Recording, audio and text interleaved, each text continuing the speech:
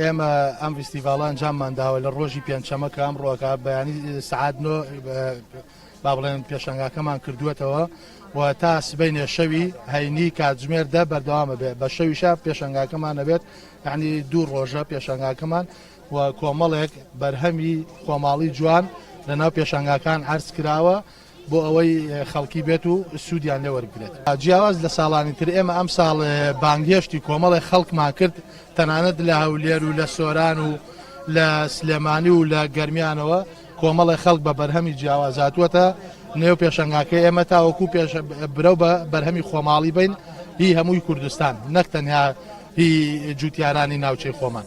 کۆمەڵی خانمی دەستڕەنگێنین ئیشەکانمان جیاوازە.